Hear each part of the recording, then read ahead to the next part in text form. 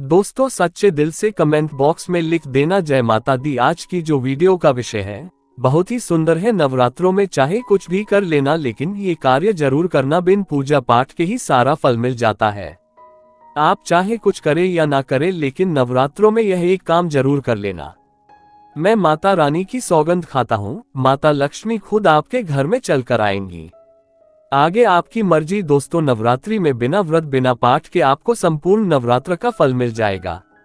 ये वीडियो ध्यान से देखना। अगर आपने व्रत नहीं रखा है कोई बात नहीं, आपको परेशान नहीं होना है, क्योंकि कभी कभी हम काम के चलते या फिर ऑफिशियल वर्क होता है या कभी कभी कुछ ऐसे हम कामों में फंस जाते हैं जिसके कारण हम माता रानी के नवरात्रों में उनको टाइम नहीं दे पाते। तो आपको परेशान नहीं होना है।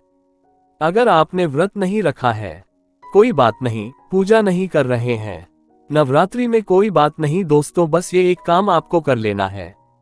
नवरात्रि में जितने भी लोग पूजा पाठ करते हैं उससे भी आपको अधिक बढ़ करके फल प्राप्त होगा।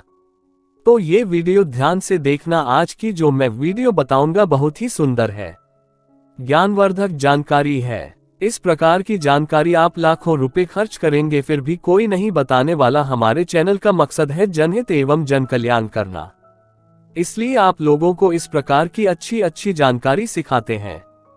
तो आइए इस वीडियो में जानते हैं नवरात्रि में ऐसा कौन सा कार्य करने से बिना व्रत बिना पूजा या फिर बिना कन्या भोजन के सारे फल की प्राप्ति हो जाती है। मैं प्रमाणित जानकारी बताऊंगा। जो जानकारी बताऊंगा शास्त्रों के अनुसार लिखी हुई जानकारी बताऊंगा। और अगर आप भी माता रानी के सच्चे भक्त हैं, माता रानी को मानते हैं, माता रानी के प्रति आपकी आस्था है, माता रानी के प्रति आपका विश्वास है, तो आप कमेंट बॉक्स में जय माता दी जरूर लिखना। इस वीडियो को लाइक कर चैनल को सब्सक्राइब जरूर करना। और हाँ, कमेंट बॉक्स में अपनी राशि भी डाल दीजिएगा। यदि आपकी राशि के अनुसार हमारे पास कोई उपाय होगा तो वहां आकर हम आपके कमेंट में रिप्लाई करके बता देंगे। चलिए समय ना लेते हुए मैं आप लोगों को जानकारी बताना चाहूंगा। देखिए, अगर आपने दुर्गा सप्तशती का सिद्ध कुंज का स्रोत के बारे में थोड़ा बहुत अगर आपको जानकारी है तो उसमें लिखा होगा, आपने देखा होगा, भगवान शंकर माता पार्वती को बताते हैं कि ना कवच की जरूरत है, ना किसी भी प्रकार का कोई बड़ा अनुष्ठान करने की जरूरत है, ना पूजा पाठ करने की जरूरत है। केवल सच्चे मन से अगर नवरात्रि के समय में कोई भी व्यक्ति पूरे मन के साथ, पूरे विश्वास के साथ, सच्ची लगन आस्था के साथ अगर दुर्गा सप्तशती में वर्णित सिद्ध कुंज का स्रोत का पाठ कर लेता है तो संपूर्ण दुर्गा पाठ का फल उन्हें प्राप्त हो जाता है। जो भी आप व्रत रखते हैं माता रानी के लिए, आप चाहते हैं कि माता रानी का आपके ऊपर आशीर्वाद प्राप्त हो, माता रानी की कृपा मिले, आपकी कोई अधूरी मनोकामना है वो चाहते हैं आपकी अधूरी मनोकामना पूर्ण हो जाए। सरकारी नौकरी हेतु पितृ दोष, मंगल दोष, कर्ज दोष, शनि दोष, कर्ज का दोष, गरीबी का दोष मात्र पल भर में दूर होगा। तो अगर आपने नवरात्रि का व्रत रखा है तो वो सारे फल अगर आप चाहते हैं और उसका 1000 गुना फल प्राप्त हो जाए तो नवरात्रि के समय में दुर्गा सप्तशती का पाठ जरूर करना। और जो लोग नवरात्रि का व्रत नहीं रखे हैं, किसी कारणवश उन्हें टाइम नहीं मिल पाया है, ऐसे व्यक्ति दुर्गा सप्तशती में वर्णित सिद्ध कुंज का स्रोत का पाठ जरूर करना। पूर्ण रूप से आपको नव दुर्गा माता का पूजा पाठ करने से, नव दुर्गा के 9 दिन व्रत करने से, कन्या भोजन कराने से जो फल प्राप्त होता है दोस्तों, केवल इस पाठ को सच्चे मन से अगर एक दिन अगर आप जो है नवरात्रि के दिन एक दिन बस केवल आप जो है बैठ करके जप लेते हैं तो पूर्ण रूप से आपको फल प्राप्त हो जाता है। मैं आप लोगों को बताना चाहूंगा, जो लोग समर्थ है ऐसे लोगों को कन्या पूजन भी जरूर करना चाहिए। मैं कल की भी वीडियो में बताया हूँ। अब कन्या पूजन का बेनिफिट क्या है तो माता रानी स्कंद पुराण में भी लिखा है और कई सारे हमारे जो है देवी पुराण में भी इसका वर्णन मिलता है। माता रानी जितना पूजा पाठ से प्रसन्न होती है उतना ज्यादा कन्या भोजन कराने से हो जाती है, क्योंकि कन्याओं को देवी का स्वरूप माना जाता है और जो कन्या होती है नवरात्रि के समय में ये साक्षात नवदुर्गा का स्वरूप हो जाती है। मैं कन्या पूजन के बारे में विस्तार से वीडियो के अंत में बताऊंगा, तो वीडियो में कंटिन्यू बने रहना। कन्या पूजन कैसे करना है और क्या मुहूर्त है सब बताऊंगा। दोस्तों दूसरी जानकारी बता रहा हूँ, ये जानकारी आपकी जिंदगी में बहार लाएगी, आपके जीवन में चल रही परेशानी को दूर करेगी, क्योंकि हम आप लोगों को बहुत सरल सरल साधारण से विधि बताते हैं जिसमें आप सभी दर्शकों का कल्याण छुपा होता है। तो नवरात्रि के दौरान आपको एक पुष्प का पौधा जरूर लगाना है। मैं इसका फायदा भी बताऊंगा। कौन कौन से पुष्प लगाने चाहिए, हमारे धर्मशास्त्रों के अनुसार कहा गया है। दोस्तों, अगर कोई व्यक्ति मंदिर के किनारे में मदार का पौधा लगा दे, ध्यान से सुनिए, जो सफेद कलर का मदार का पौधा होता है किसी भी मंदिर के किनारे में लगा देते हैं। ये पुष्प वहां पर उपस्थित जो देवी देवता है, मंदिर में जो रहने वाले जो देवी देवता है, जैसे शिव मंदिर है, शिव मंदिर में मदार का पौधा लगाते हैं तो इसका एक पुष्प अगर कोई भी व्यक्ति रख करके चढ़ा दे शिव मंदिर में जाकर के, तो आपको एक स्वर्ण दान के बराबर पुण्य की प्राप्ति होती है। तो मदार का पौधा लगाने से इसमें जो फूल खिलेंगे वो जाकर के देवी देवताओं को चढ़ाए जाएंगे, तो उसका आपको जो है पुण्य की प्राप्ति होगी। जो व्यक्ति चढ़ा रहा है उसको आधा फल मिलेगा और आधा फल आपको प्राप्त होना शुरू हो जाएगा। तो मदार का पौधा अगर कोई भी व्यक्ति नवरात्रि के समय में किसी भी शिव मंदिर है, माता रानी का मंदिर है, उनके समीप में जाकर के लगाता है तो अक्षय पुण्य की प्राप्ति होती है। ना इसमें आपको व्रत करना है, ना पूजा पाठ करने की जरूरत है। बस आप जो है कोई भी फूलों का पौधा लगा सकते हैं। इस श्रेणी में आते हैं जैसे मदार का पौधा, सदाबहार का पौधा। सदाबहार हमेशा हरियाली रहता है और ये हमेशा फलते फूलते हैं। ऐसे फूल का आपको चयन करना है जो हमेशा फूलते रहे, जिसमें फल फूल आते रहे। तीसरे नंबर पर आता है कनेर का पौधा। जो कनेर का पौधा है ये देवी माँ का श्रृंगार कहा गया है। कनेर के पौधे से अगर कोई भी व्यक्ति कनेर का पौधा सफेद कलर का अगर कनेर है तो फिर इसे अति उत्तम माना जाता है। कनेर के पौधे को पार्वती का स्वरूप कहा गया है। धर्म शास्त्रों में तो कनेर का पौधा चढ़ाने से माता रानी बहुत प्रसन्न होती है और गोदान के बराबर हमें फल की प्राप्ति होती है। आप चाहते हो तो गुड़हल का पौधा लगा सकते हैं।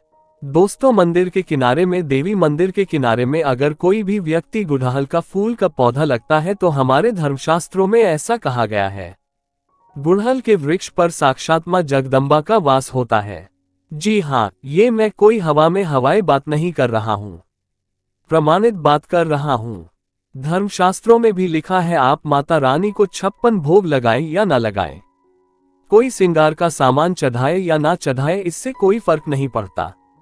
लेकिन अगर कोई भी व्यक्ति नवरात्रि के समय में गुड़हल का पुष्प माता रानी को सच्चे मन से अगर माला पिरो करके 21 की संख्या में 11 की संख्या में चढ़ा दी जाए तो उस व्यक्ति की वह मनोकामना पूर्ण होने से साक्षात ब्रह्मा भी नहीं रोक पाते हैं।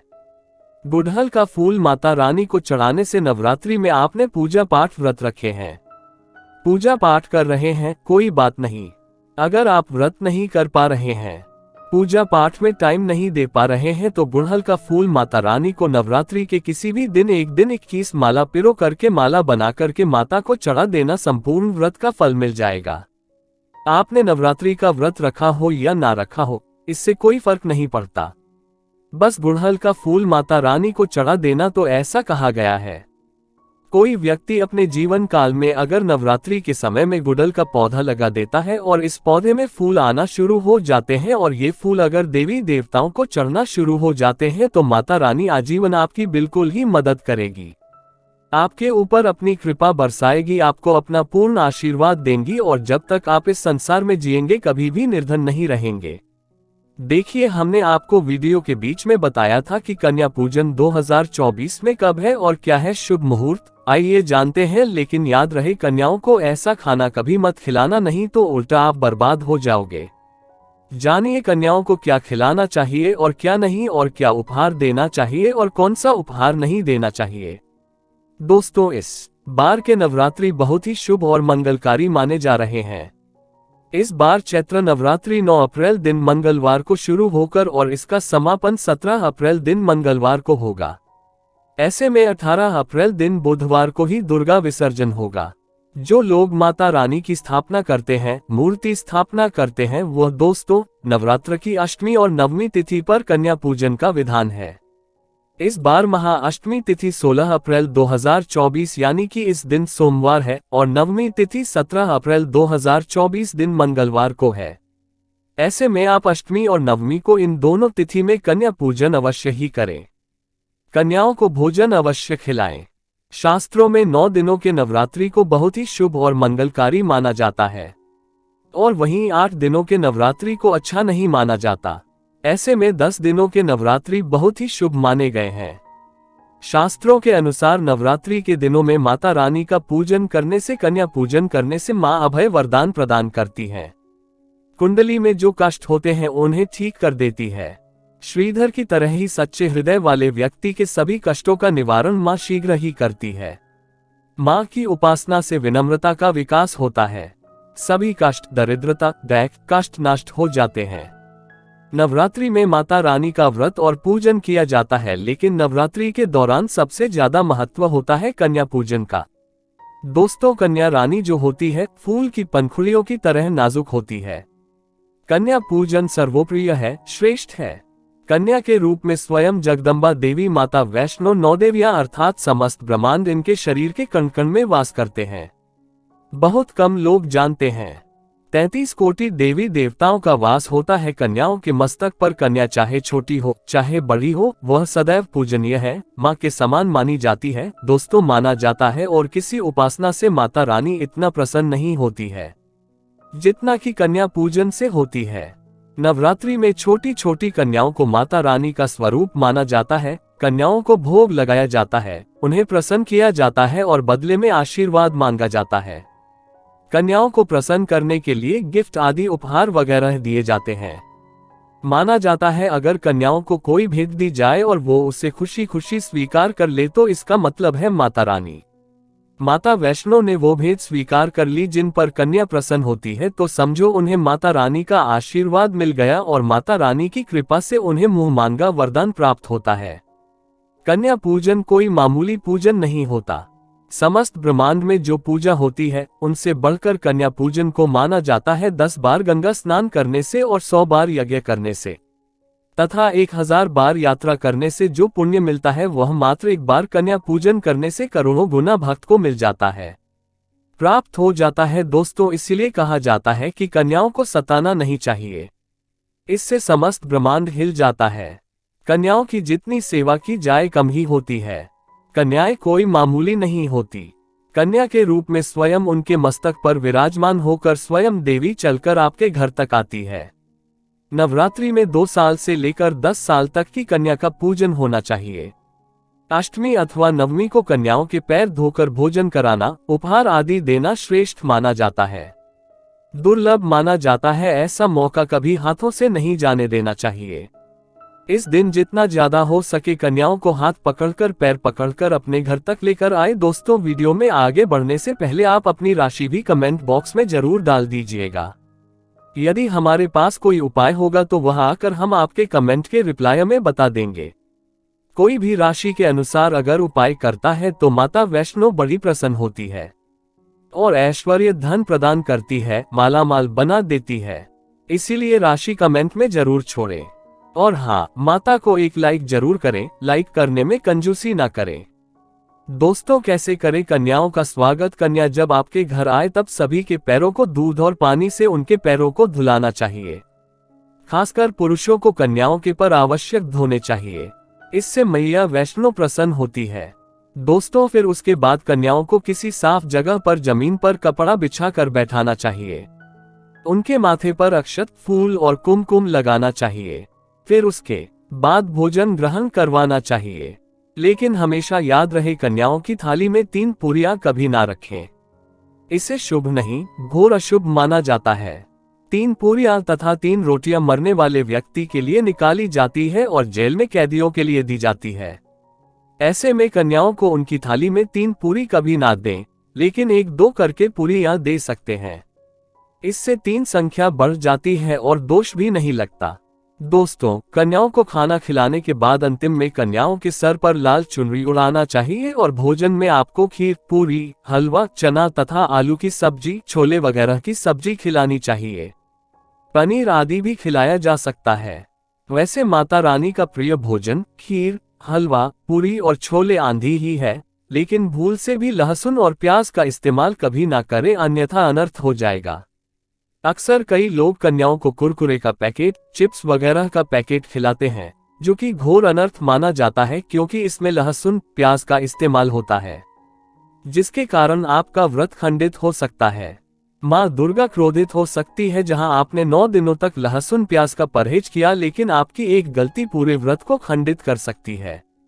इतना भी नादान नहीं बनना चाहिए कि माता रानी रुष्ट हो जाए और कन्याओं को भी अशुद्ध होना पड़े। कन्याओं को डब्बा बंद कोई भी ऐसी चीज न खिलाएं जिसमें लहसुन प्याज होता है। कई चीज तो ऐसी होती है मार्केट में जिसके अंदर लहसुन प्याज का इस्तेमाल होता है। ऐसा आप कभी मत करना दोस्तों। कई लोग कन्या पूजन में खाना घर पर नहीं बनाते और मार्केट से रेडीमेड लाकर ही खिलाते हैं तथा दही जलेबी खिलाते हैं, जो कि शुभ नहीं माना जाता। दोस्तों, ऐसा खाना वो लोग खिलाते हैं जिनके घर में मान लीजिए कोई दुर्घटना आदि हो गई है या घर में कोई बीमार है या कोई मुसीबत है, तब वो ऐसा करते हैं। लेकिन अगर आप स्वस्थ हैं, आपको कोई पीड़ा नहीं है, तो ऐसा भूलकर भी नहीं करना चाहिए। माता रानी दही जलेबी नहीं, आपके हाथों का बना भोजन खाना चाहती है, आपका प्यार चाहती है। फिर चाहे आप घर में एक ही पूरी क्यों ना बनाएं माता के लिए, पर आप स्वयं ही अपने हाथों से माता रानी को भोजन खिलाएं। देखिए, भले ही आप दही जलेबी खिला सकते हैं, परंतु माता को घर का बना हुआ शुद्ध भोजन ही अति प्रिय है। खासकर नवरात्रों के दौरान घर में पक्का खाना अवश्य बनाना चाहिए। माता रानी बहुत प्रसन्न होती है। घर का बना पक्का खाना ही कन्याओं को खिलाना चाहिए। हमेशा याद रखें, कन्याओं को प्लास्टिक के बने दोने में खाना नहीं खिलाना चाहिए। ऐसे बर्तन पूजा पाठ के लिए शुभ नहीं अशुभ होते हैं, क्योंकि प्लास्टिक के ज्यादातर बर्तन जो होते हैं जानवरों की हड्डियों द्वारा बनाए जाते हैं। इसीलिए ऐसा पाप मत करना। कन्याओं को हमेशा स्टील के बर्तन या पत्तों से बने बर्तनों में ही भोजन कराना चाहिए। बहुत ही शुभ माना गया है। अगर पेड़ के पत्ते में भोजन कराते हैं तो माता अभय वरदान प्रदान करती है। दोस्तों, एक और बात हम आपको बताने वाले हैं कि यदि नवरात्रों के समाप्त होने के बाद यदि बीच में कन्या पूजन में शुक्रवार का दिन पड़ जाए तो कन्याओं को कोई भी खटी चीज नहीं खिलाना चाहिए, क्योंकि शुक्रवार का दिन माता संतोषी को समर्पित होता है और माता संतोषी नवरात्रों के दिनों में सक्रिय अवस्था में होती है, यानी वो भी 9 देवियों के साथ में आपके घर में आती है। इसीलिए कन्याओं को भूल कर भी शुक्रवार का दिन अगर पड़ जाए तो खट्टी चीज घर में नहीं बनाना चाहिए और कन्याओं को भी खट्टी चीज नहीं खिलाना चाहिए। घोर पाप लगेगा, आपका किया कराया सब बर्बाद हो सकता है। खट्टी चीजों से माता संतोषी रुष्ट हो सकती है, चिढ़ सकती है, आपको श्राप दे सकती है। इसीलिए नादान ना बने दोस्तों। भोजन कराने के बाद कन्याओं की थाली में एक लौंग जरूर रखना चाहिए, क्योंकि लौंग देवी शक्ति तथा दुर्गा माँ को बहुत प्रिय है। लौंग माता शक्ति का प्रतीक होती है। लौंग में नव दुर्गा का वास होता है। इन 9 दिनों में माता रानी को लौंग का भोग ही लगाया जाता है। तो खाना खाने के बाद कन्याओं को लौंग अवश्य अर्पित करें।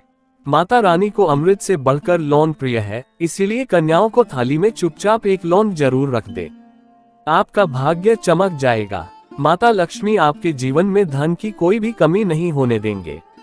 दोस्तों, आपको बता दे कन्याओं को उपहार में क्या दे। कन्याओं को खुश करने के लिए उनकी थाली में दक्षिणा डालें, ताकि आप में संपन्नता बनी रहे तथा धन की कोई भी कमी ना हो। कन्या जब आपके घर से खुशी खुशी धन लेकर जाती है तो वह भी आपको खुशी खुशी कई गुना आपको धन प्रदान करती है। इस समय कंजूसी मत करना, खुशी खुशी कन्याओं को धन अवश्य देना। कन्याओं को कोई सुंदर गिफ्ट दे सकते हैं। शास्त्रों में बताया जाता है कि कन्या जितना खुश होती है, माता रानी उतना ही जल्द फल की प्राप्ति प्रदान करती है। ऐसे में आप कन्याओं को चॉकलेट बॉक्स दे सकते हैं तथा खूबसूरत कपड़े दे सकते हैं। याद रहे, काले कपड़े ना दें और स्टील के बर्तन भी गिफ्ट के तौर पर दे सकते हैं। याद रहे कि कन्याओं को लोहे का कोई भी सामान नहीं देना चाहिए, नहीं तो राहु केतु का प्रभाव आपके जीवन में प्रवेश कर जाएगा। राहु काल तथा राहु दोष आपको लग जाएगा, आप बर्बाद भी हो सकते हैं। दोस्तों, जब कन्या अपने घर के लिए प्रस्थान करे तो उनके चरण जरूर छू ले और अपने मन में अपनी प्रार्थना को पूरा करें। सच्चे दिल से मांगी हुई मुराद माता रानी अवश्य ही पूरी करती है। सच्चे दिल का मतलब होता है मन में कोई भी लालच ना हो, और अगर वो लालच माता को पाने के लिए बन जाए तो उसे बोलते हैं सच्ची श्रद्धा और सच्ची भक्ति। ऐसी भक्ति के आगे स्वयं 33 कोटि देवी देवता आपको नमस्कार करते हैं। दोस्तों, नवरात्रों के दिनों में अगर मिल जाए आपको ये संकेत तो समझो माँ दुर्गा आपके घर में आ चुकी हैं। ये संकेत बताते हैं माँ दुर्गा का आशीर्वाद आपको प्राप्त होने वाला है। तो आइए शुरू करते हैं दोस्तों। पहला संकेत, जब आप कलश स्थापना करते हैं तो जौ से निकली हरियाली बहुत ही शुभ मानी गई है। कहा जाता है कि जौ से निकली हरियाली हमारे भविष्य में होने वाले अच्छे और बुरे होने का संकेत देती है। ये सभी बातें हमारे आने वाले साल का भविष्य बताती है। यदि आपने जौ बोए हैं और वो किसी कारणवश नहीं हो पाए हैं तो ये संकेत बड़ा ही मनहूस माना गया है। कहा जाता है कि नवरात्रों में जौ अगर सूख जाते हैं या बढ़ते नहीं हैं तो आपको समझ लेना चाहिए कि ये साल आपका खराब होने वाला है तथा घर में कोई बीमारी आने वाली है या दिन दुगनी रात चौगुनी आपकी कमी होने वाली है या घटने वाली है।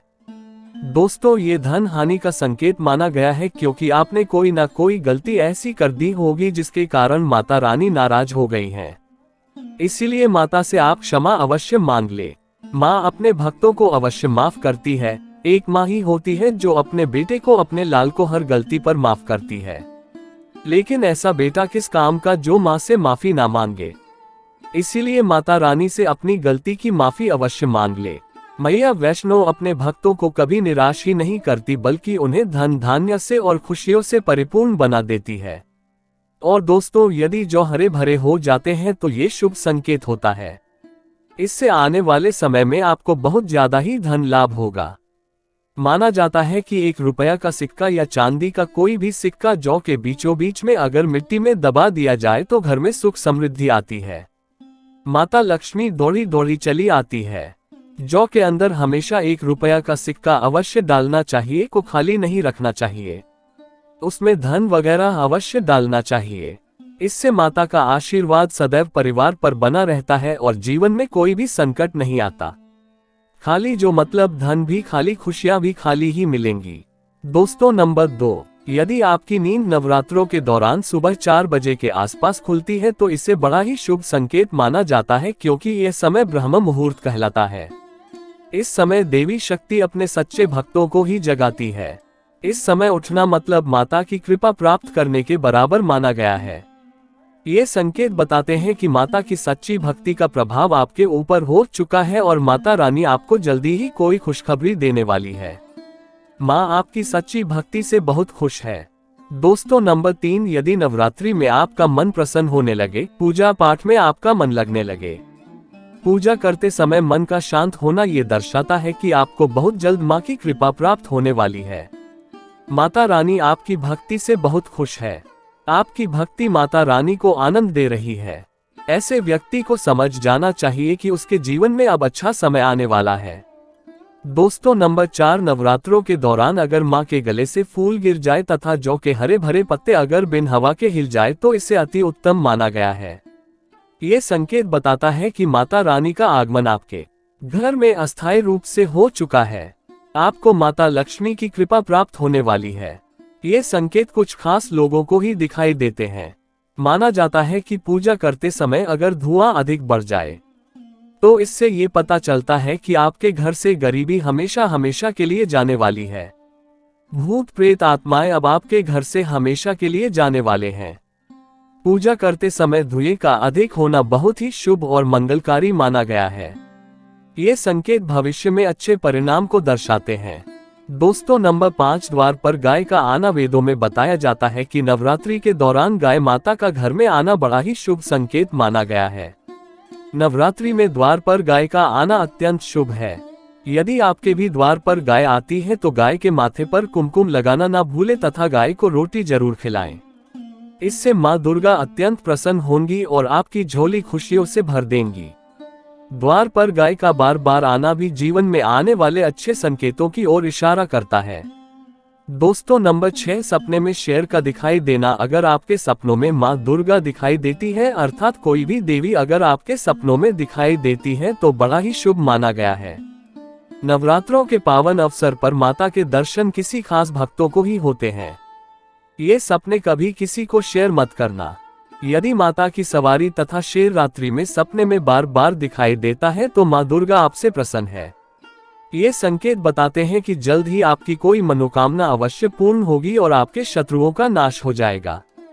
शत्रु आपके नाम से ही थर थर कांपने लगेगा। माँ दुर्गा का वाहन शेर है, इसीलिए नवरात्रि में शेर का दिखाई देना अत्यंत शुभ संकेत होता है। दोस्तों नंबर 7, यदि कोई छोटी कन्या आपको सुबह सुबह लाल वस्त्र धारण किए हुए दिखाई देती है तो आपने साक्षात मां दुर्गा के दर्शन किए हैं। यदि नवरात्रों में सबसे पहले आपके घर में कन्याओं का आगमन हो जाए तो समझो आपको दुनिया की कोई भी शक्ति, ब्रह्मांड की कोई भी शक्ति आपको करोड़पति होने से नहीं रोक सकती। आपके जीवन में, आपके घर में माता लक्ष्मी का आगमन होने वाला है। आप दिन दुगनी रात चौगुनी तरक्की करेंगे। अब आप खुशियां मनाएं और मिठाइयां बांटें। ऐसे में कन्याओं को भरपूर तरीके से खुश रखें और उनका आगमन दूध से चरण धुलाकर करें। कोई भी कंजूसी ना करें।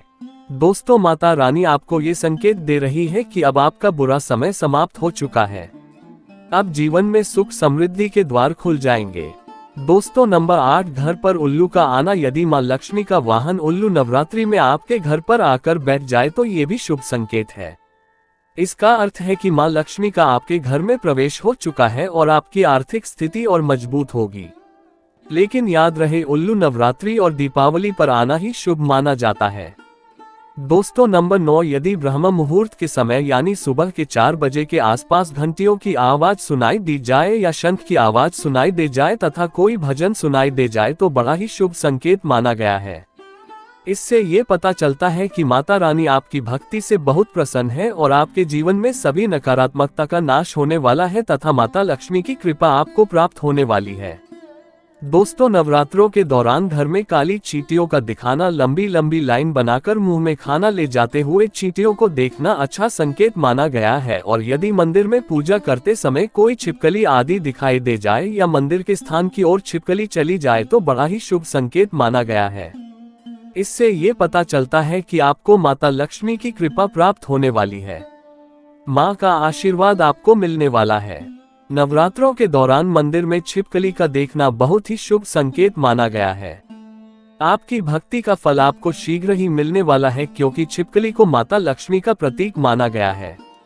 किसी शुभ अवसर पर छिपकली का देखना मंगलकारी माना गया है और नवरात्रि में छिपकली का मंदिर में दिखना साक्षात देवी लक्ष्मी का स्वरूप माना गया है। दोस्तों अगर आप वाकई में मां वैष्णो की कृपा पाना चाहते हैं तो कमेंट बॉक्स में लिखे जय माता दी, माता रानी आपकी झोली खुशियों से भर दे। मां वैष्णो के लिए एक लायक तो बनता है।